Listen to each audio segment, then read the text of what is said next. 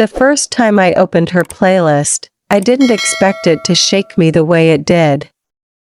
It was just a message, simple words on my screen, asterisk, I made this for you.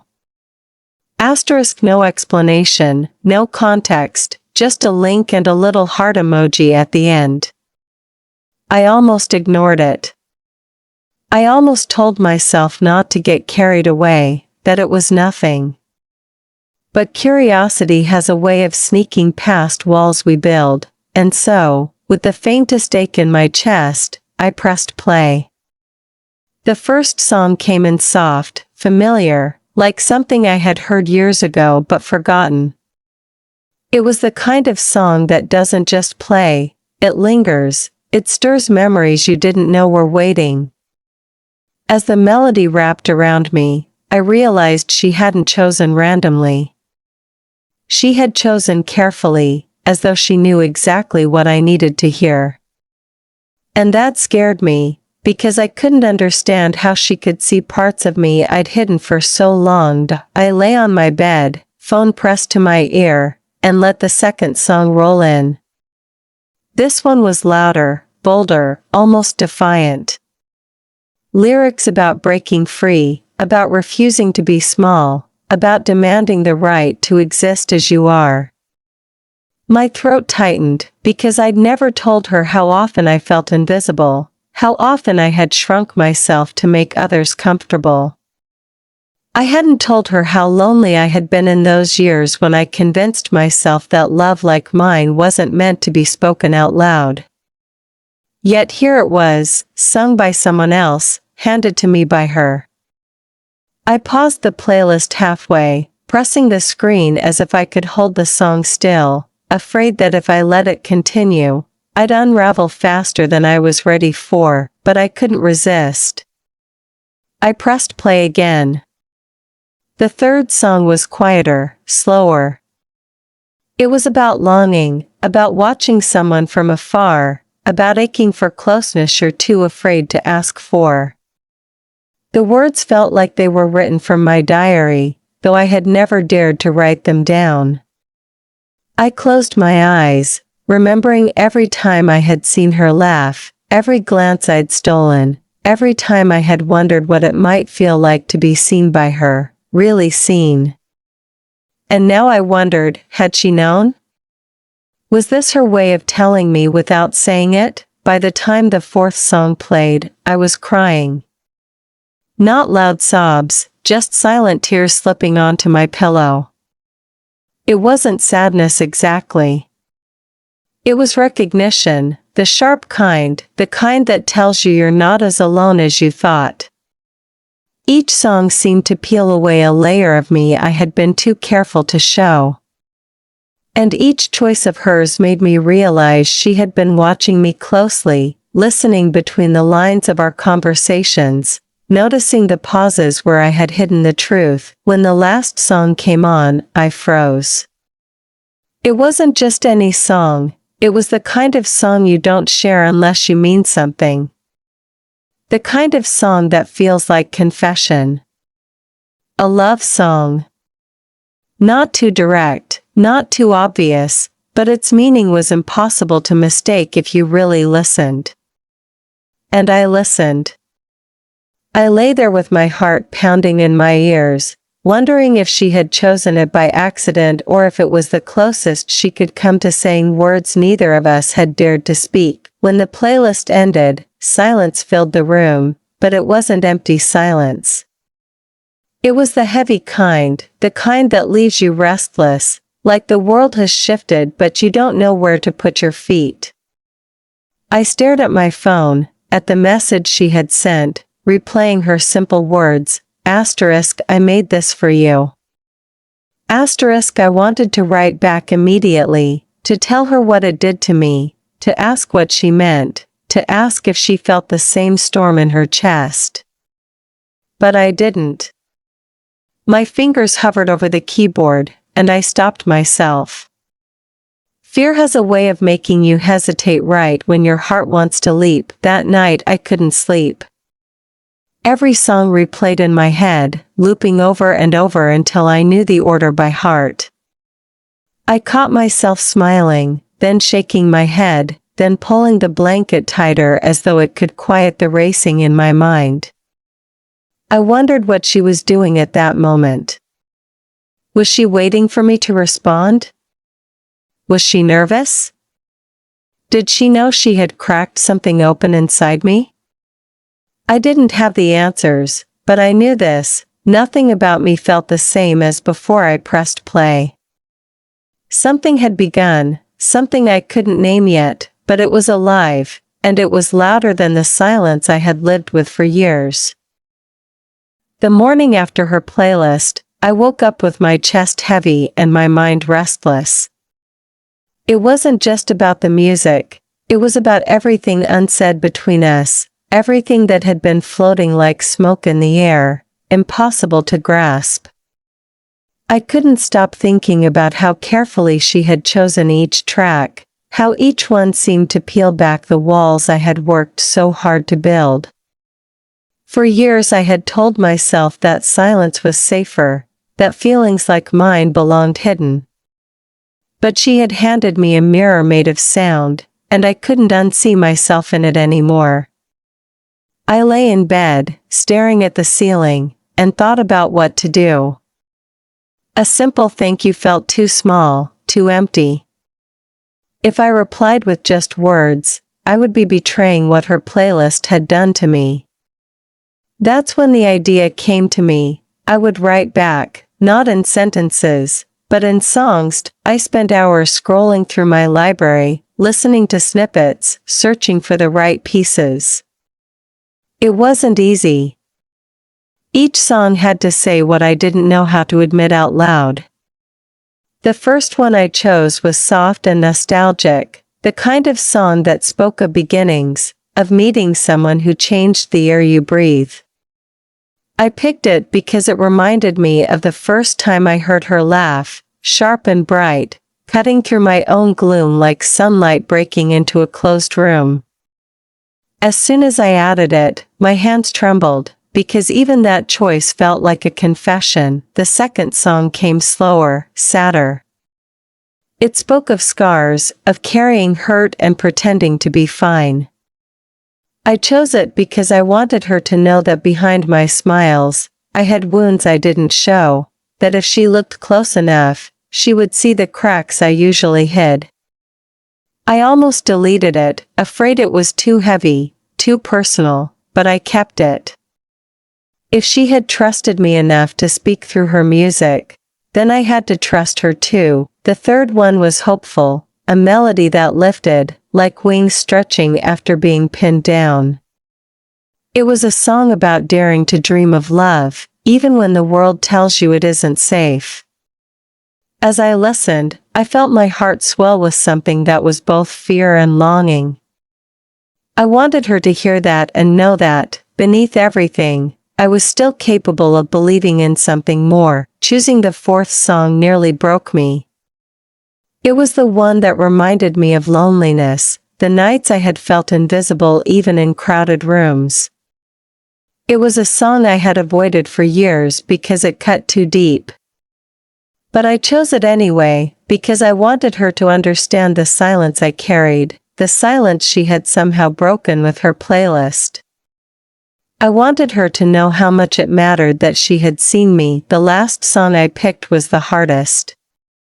It wasn't just a love song, it was a song about surrender, about stepping into the unknown with trembling hands but open eyes. I added it to the playlist with my pulse racing, wondering if it would be too much, wondering if she would understand what I couldn't bring myself to say. I hesitated before naming the playlist. After a long pause, I typed, "this is my answer." Simple, but heavy with everything I couldn't put into words. When I finally pressed send, my heart pounded so hard I thought it might break my ribs. The seconds that followed stretched unbearably long.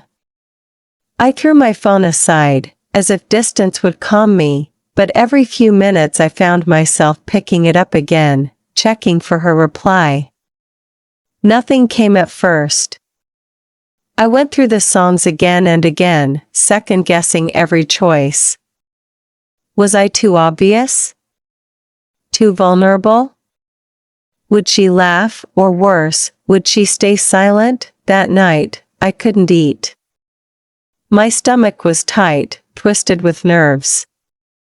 I curled up with my headphones, replaying the songs I had sent her, listening to them through her ears, wondering what she would think. Each lyric sounded louder, sharper, now that they were out of my hands. I imagined her listening, her face unreadable, her lips pressed into a thoughtful line. I imagined her laughing at my cowardice for using songs instead of words. But most of all, I imagined her smiling, understanding, and feeling the same rush that shook me when I first heard her playlist. Lying there in the dark, I whispered to myself, "Please understand me." I didn't know if I was ready for her response, whatever it might be, but I knew I had already crossed a line. I had answered her heart with mine. And now, I could only wait for her to press play. Her reply didn't come quickly, and every hour that passed without a notification felt like a weight pressing on my chest. I tried distracting myself, washing dishes, reading, scrolling through meaningless posts, but nothing worked. My mind stayed locked on her, circling around the playlist I had sent, replaying the songs in my head until the lyrics bled into one another. I told myself I wouldn't check my phone again, but I did. Every few minutes. Every little vibration made my heart leap and crash. Then, finally, late at night when the world had gone quiet, my screen lit up with her name. My hand shook as I opened the message. She had written more than I expected. At first, I only saw the words, asterisk. I listened. Asterisk. My breath caught, and I felt my stomach twist. But as I scrolled, the message stretched longer, lines and lines, her words spilling out in a way I had never seen from her before. She told me she had played my songs in the order I'd set them, one by one, with headphones on, sitting alone in her room. She said the first track had made her smile, that it reminded her of how easy it had always felt when we laughed together, how my laughter had pulled her out of places she didn't even admit she was stuck in. Reading that, my eyes blurred. I didn't know she noticed those moments. She wrote about the second song too, the one about scars. She said it made her cry, because she understood. She confessed that she had her own wounds, her own stories of being too afraid to be herself. She told me she didn't know if I realized how strong I looked to her, how even when I felt broken, she thought of me as someone brave. I had to set the phone down for a moment because my chest ached too much, because the idea that she saw me as strong when all I felt was fragile was almost too much to bear. When she got to the third song, the one about hope, her words grew softer. She said she hadn't dared to hope for a long time, not really. She admitted she had been scared to send me her playlist, that she almost deleted it before pressing send. She confessed she worried I wouldn't understand, or worse, that I would ignore it. But then she wrote something that stopped me cold. Asterisk. I sent it because I thought if anyone could hear me without me having to say it, it would be you. Asterisk. I read that line over and over, my heart hammering so loud I could hear it in my ears. She didn't just talk about my choices, she talked about herself. For the first time, she told me about the girl she had once loved and lost, about how the silence that followed had made her wary of ever opening her heart again. She explained how the world's judgment had left her bruised in ways she couldn't show, how even her own family had made her feel like love was something shameful, something she had to hide. And then, tucked between those heavy truths, She admitted she had felt something for me long before the playlist. She said she didn't know how to say it, didn't know if she should, but that songs were the only way she knew to speak without fear. Tears slipped down my cheeks as I read, because I recognized myself in her words. It was as though we had been carrying the same weight in silence, both of us hiding, both of us waiting for someone to notice. And now, through playlists and confessions written in shaky late-night texts, the silence was breaking. I wanted to reach through the phone, hold her hand, tell her she wasn't alone anymore. I wanted to tell her that her fears were mine too, that I understood every crack she revealed. By the end of her message, my heart felt like it had been torn open and stitched back together all at once. She ended simply, with, "Thank you for writing back. Your songs felt like home." Those last words undid me completely. I pressed the phone to my chest, curled beneath my blanket, and let myself sob, not out of sadness but out of the overwhelming relief of being understood. She hadn't just listened, she had heard me. She had met me in the places I thought were too dark to share, and instead of turning away, she stayed. Lying there in the dim light of my room, I realized something had shifted between us. We were no longer just two people circling each other carefully, hiding behind small talk and half-finished sentences. Now we were something raw, something fragile, something real. I didn't know what the next step would be, or if I was ready for it, but I knew one thing for certain: I didn't want the music between us to end. After her message, something in me shifted. The air between us felt charged, as though we had opened a door neither of us could close again. Our conversations grew longer, spilling into the late hours of the night when the rest of the world was asleep. We stopped pretending. We stopped hiding behind small talk and let ourselves sink into deeper waters. I found myself waiting for her messages, smiling at the glow of my phone in the darkness, my heart racing each time her name appeared.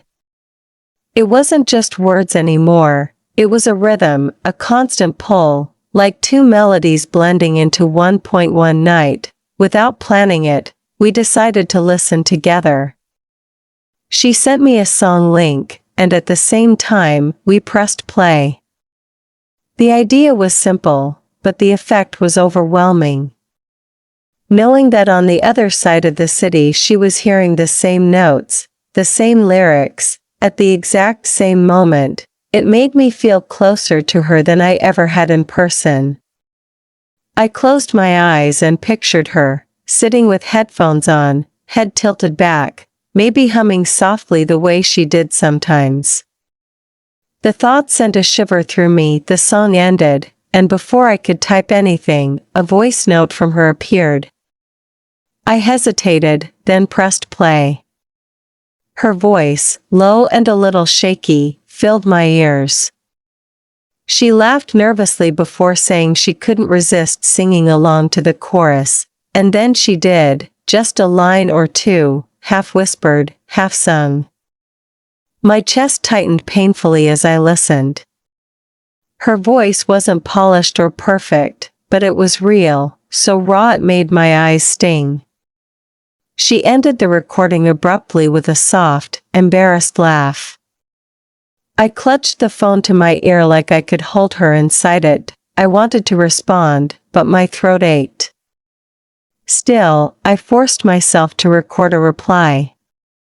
My voice cracked as I hummed along to the same song, just a fragment, just enough to let her know she wasn't alone. When I sent it, my palms were sweating, and my stomach churned with nerves. But when her reply came back almost instantly, a message saying, "You have no idea what that did to me," I knew I had done the right thing. As days turned into nights and nights into mornings, this became our ritual.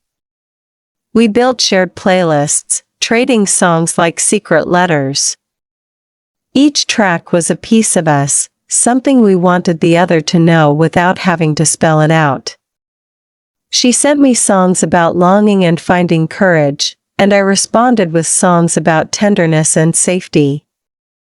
It was as though music had become our language, the only way we could tell the truth without trembling. One night, a particular song changed everything. It was a ballad about loss and grief, about carrying the weight of someone who had left too soon. She sent it with no explanation, just the link. As I listened, tears welled up uninvited. The lyrics pulled something deep out of me, a sorrow I had buried and refused to name. When it ended, I couldn't stop crying. My hand shook as I typed, *, why this song? *, her reply was slow. *, because it's the one that breaks me every time. Because I don't want to carry it alone anymore. *, that was when I realized just how much she trusted me. She wasn't just sharing music, she was sharing the most fragile corners of herself, the ones people usually keep locked away. I didn't hesitate this time. I told her the truth. I told her about the nights I lay awake with the same kind of grief, about the moments when loneliness had nearly swallowed me whole. For the first time, I admitted out loud that sometimes I felt unworthy of love, that I was terrified of being left behind. Her response came in a single sentence that broke me open all over again. *, you've never been unworthy to me, not for a second. *, I sat there with tears streaming down my face, realizing how badly I had needed to hear those words, realizing how deeply they had already etched themselves into me. From that night on, our connection felt different. It wasn't just playful or tentative anymore, it was raw, vulnerable, frightening in its intensity. Every song we shared carried the weight of confession, every word we wrote seemed to carry double meanings. I found myself wondering constantly if she was feeling the same ache I did, if her heart beat faster when she saw my name, if she was as terrified and as hopeful as I was. There were moments of silence between songs when neither of us knew what to say, but those silences didn't feel empty. They felt heavy, charged with everything unspoken, like standing at the edge of something vast and waiting to fall. More than once, I caught myself staring at my reflection in the dark screen of my phone, whispering the words I didn't yet dare to type. I think I'm falling for you. The more we opened up to each other, the more the outside world began to creep into my mind. I couldn't help but hear the echoes of voices around me, people who would never understand, people who had made me feel smaller for the way I loved. One evening, after a long day that already weighed heavy on me, I met with a friend who had known me for years. I mentioned, almost accidentally, how close I had grown with her, how we shared music late into the night, how it made me feel alive again. The look on my friend's face shifted, not unkind but cautious, the way someone looks when they're about to warn you of a storm. She told me not to get too attached, that sometimes people send signals they don't mean, that maybe I was only hearing what I wanted to hear. The words stung. I laughed it off in front of her, but when I walked home, the laughter dissolved into silence that pressed on me like a stone. That night, when I laid in bed staring at the ceiling, I replayed everything in my head. What if she was just being kind? What if I had mistaken friendship for something more, if I had read too much into her playlist, her words, her voice? The thought terrified me, because my heart had already leapt too far.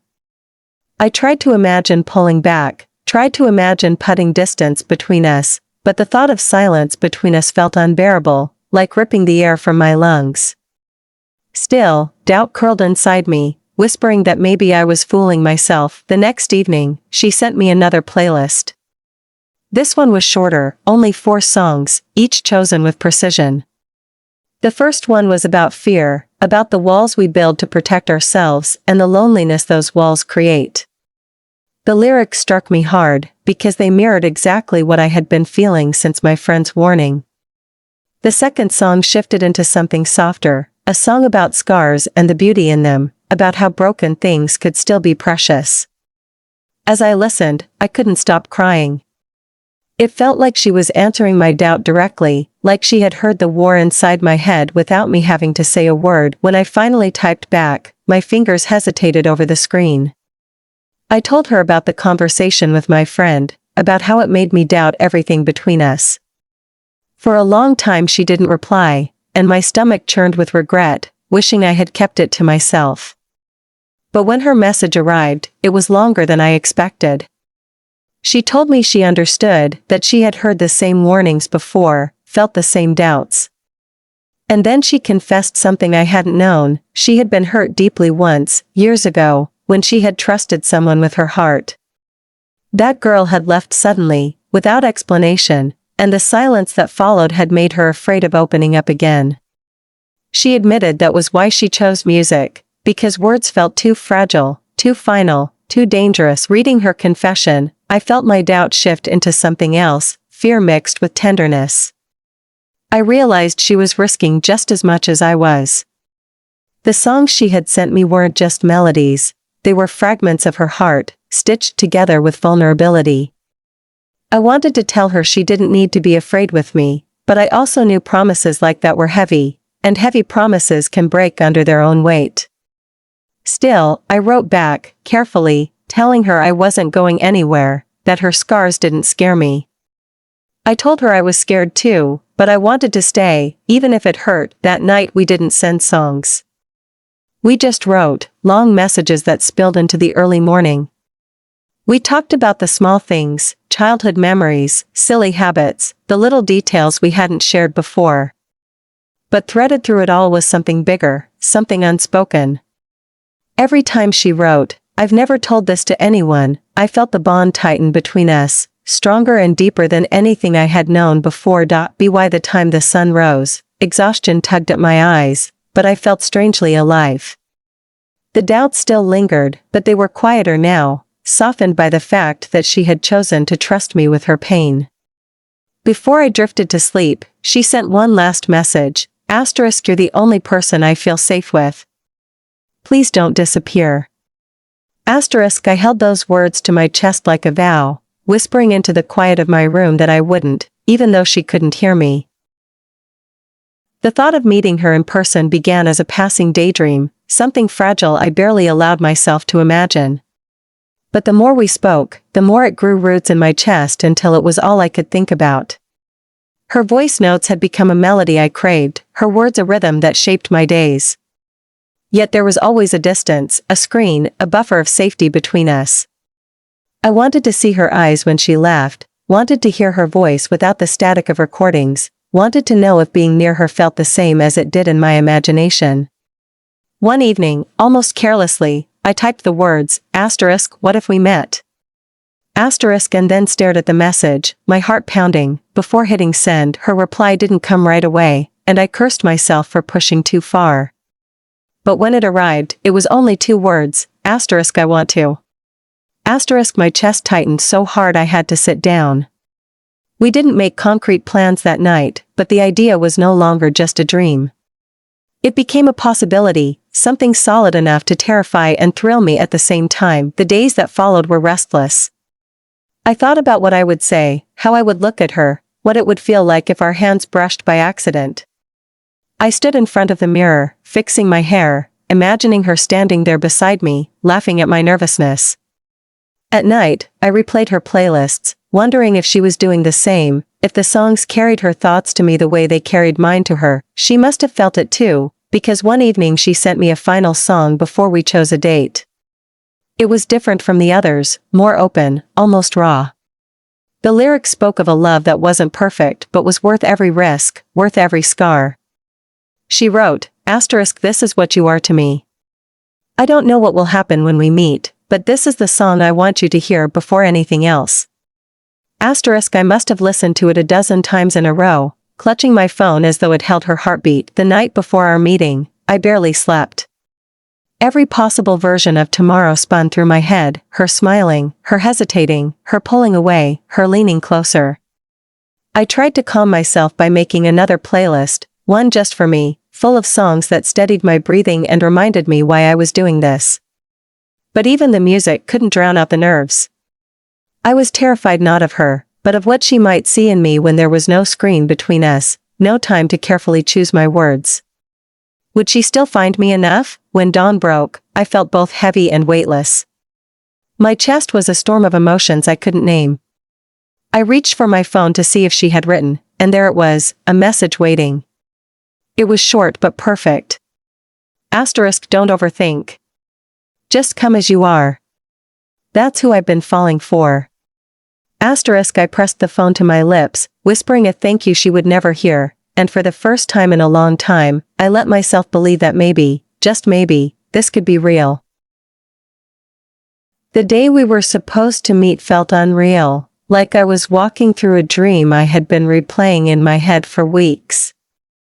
I could hardly keep my hands still. Every time I tried to drink water, the glass trembled against my lips.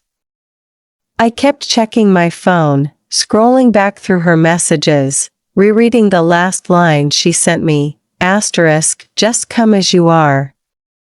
Asterisk, those words were the only thing keeping me from running away out of fear. I left the house with my heart hammering so loudly I was sure the people passing me on the street could hear it. Every step felt heavier and lighter all at once, like gravity couldn't decide whether to drag me down or let me float. The place we chose was simple, a quiet cafe tucked away on a side street, nothing special to anyone else, but to me it already felt like the center of the universe. I arrived first, sitting at a corner table, twisting my hands in my lap, trying to keep my breathing even. The smell of coffee filled the air, the soft clatter of cups in the background, but all I could hear was the rush of blood in my ears. I kept glancing toward the door, each time bracing myself, each time disappointed when it wasn't her. I thought of leaving more than once, thought of sparing myself the risk of disappointment. But then, suddenly, she was there. She walked in quietly, but to me it was as if the entire room shifted. My chest tightened so sharply I had to press my palm against it. She looked different from how I had imagined, not in a bad way, just real in a way no photo or message could capture. Her eyes searched the cafe until they landed on me, and when they did, her lips curved into the kind of smile that makes the rest of the world dissolve. I stood up too quickly, knocking my knee against the table, and we both laughed nervously, that small awkward laugh that hides something much bigger. When she reached me, there was a pause, as though neither of us knew if we should hug or just sit down. For a moment we simply looked at each other, breathing in the reality of it. Then she stepped closer and wrapped her arms around me, gentle but firm, as if afraid I might disappear. I melted into her, the warmth of her body grounding me, her hair brushing against my cheek, her heartbeat thudding against mine. I hadn't realized until that moment how badly I had needed to be held like that. We sat down together, and though the words came slowly at first, they soon began to flow. Everything felt familiar and new at the same time, like slipping into a song you've known forever but hearing it live for the first time. Her voice was softer than I remembered from recordings, but steadier, and I caught myself staring too often, memorizing the way her mouth moved, the way her eyes lit up when she laughed. There were moments of silence too, but they weren't uncomfortable. They were heavy, charged with everything we hadn't dared to say yet. At one point she pulled out her phone and slid it across the table toward me. A song was queued up, the same one she had sent me the night before. She pressed play, and as the first notes filled the small space between us, we both fell quiet. Hearing it while sitting across from her, watching her eyes soften as the lyrics unfolded, was overwhelming. My throat ached as I listened, because suddenly every line carried the weight of her presence, her closeness, her vulnerability. When the song ended, she whispered, barely audible, *, now you know. *, my reply was clumsy, shaky. I opened my phone and played her one of the songs from the playlist I had sent earlier, one that spoke of safety and surrender. As it played, I couldn't look away from her. Halfway through, tears pooled in her eyes, and she reached across the table, taking my hand in hers. Her touch was warm, steady, trembling just enough to let me know she was as overwhelmed as I was. We stayed like that for a long time, our fingers intertwined, the unspoken words hovering in the air between us. I wanted to tell her I loved her, that I had been falling from the moment she first sent me that playlist. But the words caught in my throat, too big, too fragile. Instead, I let my thumb trace circles on her skin, letting the silence speak for me. She squeezed my hand gently, as if to say she understood. When it was finally time to leave, neither of us wanted to move. We lingered outside the cafe, the evening air cool against our flushed skin. We stood close, too close to be just friends, not close enough to be lovers, hovering on the edge of something that scared and thrilled us both. She looked at me with eyes that seemed to ask 1,000 questions, and though neither of us said the words, the answer was already there. We walked side by side down the quiet street, our shoulders brushing now and then, and with each touch, I felt the invisible line between us dissolve. When I got home that night, my body felt heavy but my heart wouldn't let me rest. I lay awake replaying every detail of the day, the way she smiled when she first saw me, the way her voice sounded across the table, the way her hand fit into mine like it had been waiting for it. My room was quiet, but inside me everything was loud. I thought about the years I had spent believing that the kind of love I wanted was too fragile for the world, too risky to reach for. Yet here she was, flesh and bone, laughter and trembling breath, looking at me as though I was worth every risk. The fear was still there, sitting in the corners of my chest, whispering doubts, but it no longer owned me. What she gave me that night was stronger than fear. She gave me the courage to believe. The days after our meeting felt different. The world outside hadn't changed, but mine had. I found myself smiling at small things, humming songs under my breath, holding on to the memory of her hand in mine. She texted me every morning, sometimes just a single line, sometimes whole paragraphs filled with her thoughts. Each message carried her voice into my day, steady and grounding. At night, we went back to our rituals, sending songs, only now the weight of them had grown heavier, more certain. When I listened to her playlists, I no longer had to wonder if I was imagining things. The truth was already out there, threaded between lyrics and silence. Still, the outside world pressed in. I caught myself hesitating when friends asked what I had been doing, when family wondered why I smiled at my phone so often. I wanted to tell them, wanted to say her name out loud, but I remembered the warnings, the sharp edges of judgment. There were moments when I felt pulled in two directions, between the safety of silence and the ache of honesty. When I told her about these struggles, she didn't rush me, didn't push. She simply said, I know. I've lived it too. We'll carry it together, at our pace. That kind of patience felt like love, maybe even more than the songs did. One evening, we went for a walk together, wandering through quiet streets under the hum of street lamps. It wasn't anything dramatic, no fireworks or grand gestures, but every step beside her felt like a vow. We talked about nothing and everything, the books we loved, the dreams we hadn't spoken aloud before, the places we wanted to see. At one point she stopped, looked up at the sky, and asked softly, "Do you ever think about the future?" I nodded, my throat too tight for words. She slipped her hand into mine again, her fingers cool but sure, and whispered, "I just want you there in mine." We began to dream out loud after that. We talked about concerts we could go to together, road trips where the playlist would never stop, afternoons spent in silence just listening to the same song on repeat. She told me she wanted to write songs one day, not for the world but just for us. I told her I wanted to learn the guitar again, the way I once tried as a child, so that I could play for her. The dreams weren't perfect, they were messy and uncertain, but they were ours. And for the first time in my life, I felt like I could imagine a future that wasn't lonely. Of course, not every day was light.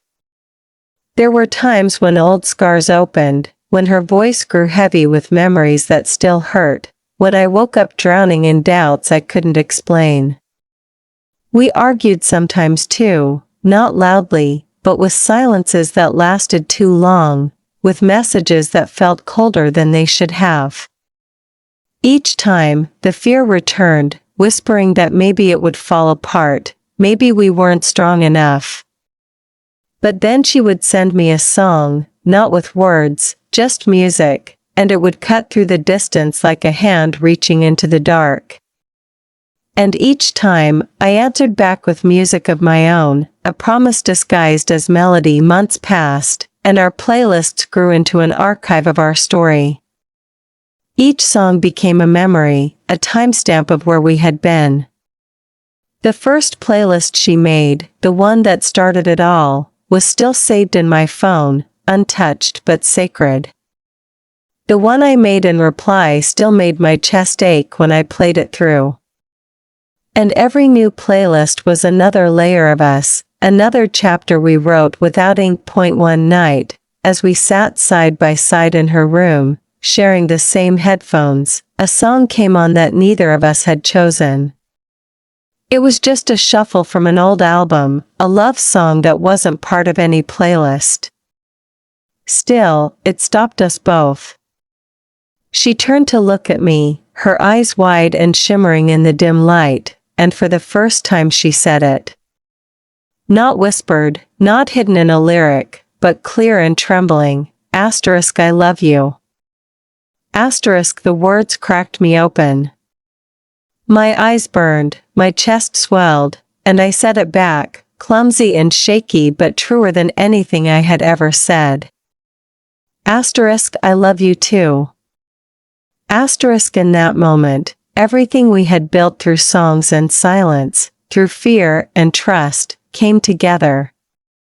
It wasn't perfect, it wasn't easy, but it was real. And that was enough. She had written me a playlist, and I had written back, but what we had created was more than music. It was a story of two hearts daring to meet in the spaces where words had failed us, daring to believe that love, fragile and fierce, could be ours too.